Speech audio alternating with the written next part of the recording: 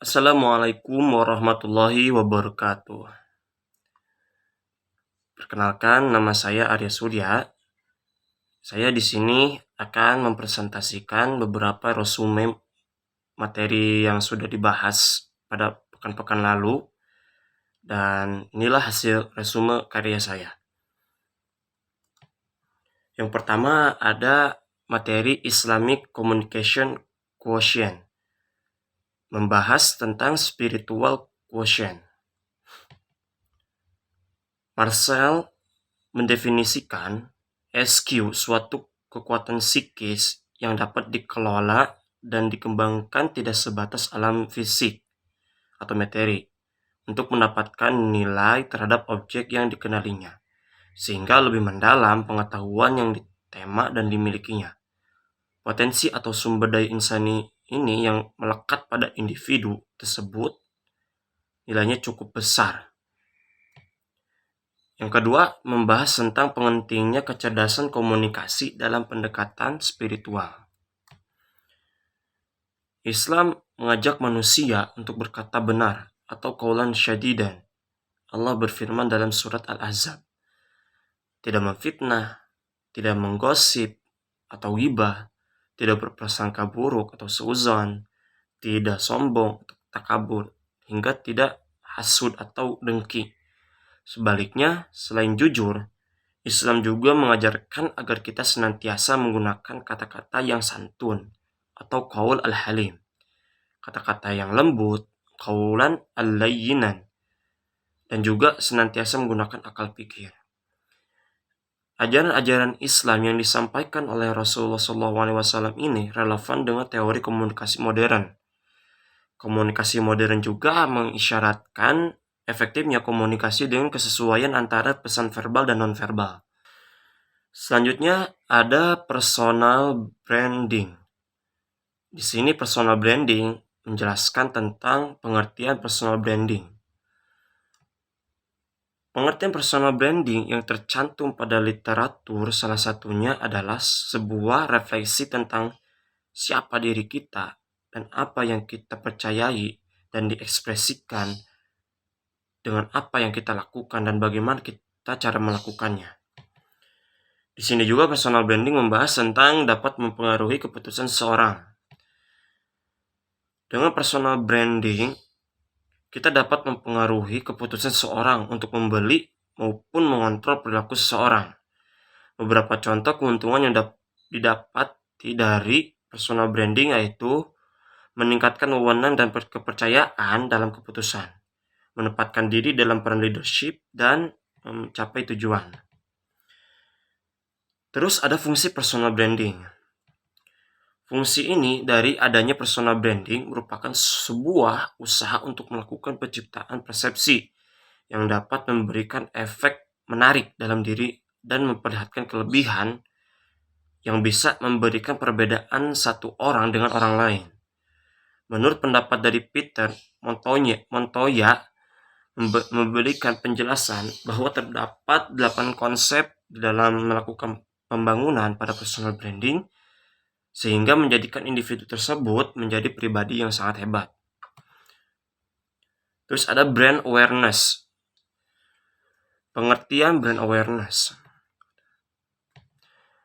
Brand awareness memang identik dengan dunia ekonomi atau bisnis. Akan tetapi jika dianalogikan ke dalam dunia komunikasi, dapat diartikan bahwa brand awareness merupakan kemampuan mad'u komunikasi atau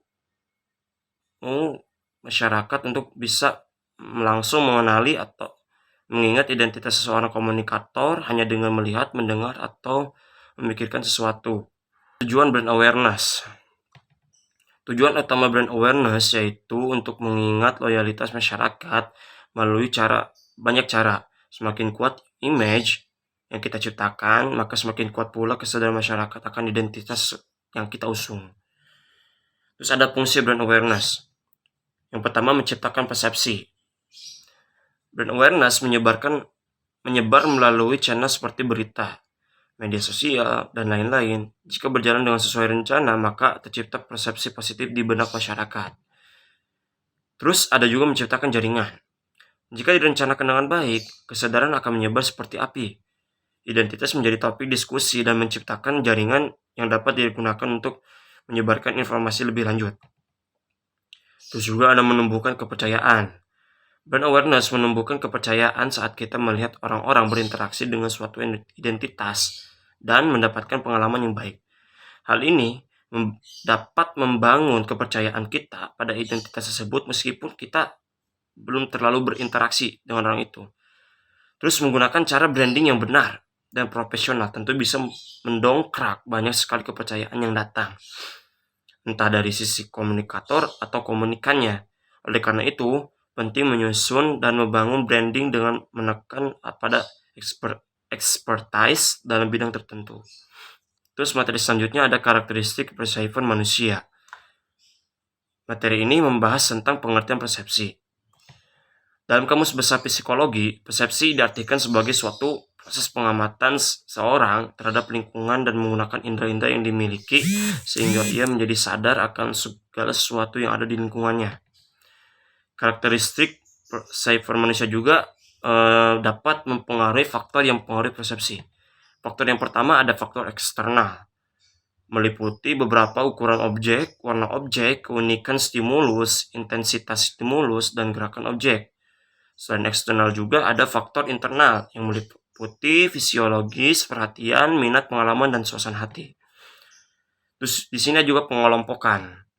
Setelah terjadinya seleksi yang akan dicerna, peserta komunikasi akan mendapatkan sebuah pengorganisasian dalam informasi tersebut. Pengorganisasian tersebut dengan cara mengelompokkan informasi tersebut menjadi sebuah tahap pengertian yang dimiliki komunikasi tersebut. Terus di sini juga ada tentang persepsi dalam Islam. Seperti telinga untuk mendengar, seperti mata untuk melihat, hidung untuk penciuman, dan hati untuk merasakan. Dari panca indera tersebut kita merasakan sebuah perasaan yang kita dapati dari ruang lingkup hidup dan lingkungannya. Selain itu, suatu bentuk yang dialami oleh manusia dalam bentuk individu yang memahami informasi tentang dari panca indera tersebut. Di dalam Al-Quran juga disebutkan dalam ayat-ayat yang berkaitan dengan panca indera manusia yang dimiliki oleh manusia itu, di antaranya Quran Surat An-Nahl ayat 78 dan Surat As-Sajdah ayat 9. Digambarkan bahwa manusia dilahirkan tidak mengetahui suatu apapun. Maka Allah melengkapi dengan sebuah alat indera untuk manusia, sehingga manusia akan merasakan dari alat indera tersebut sebuah perasaan yang baru dan merasakan pengaruh yang berbeda dari hal-hal yang lain. Dari alat indera tersebut manusia akan merasakan dan mengenali lingkungannya dan hidup di dalam lingkungan tersebut. Mungkin cukup sekian dari saya.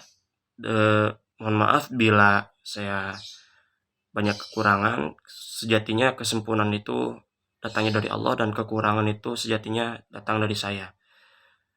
Wabillahi taufiq wal hidayah. Wassalamualaikum warahmatullahi wabarakatuh.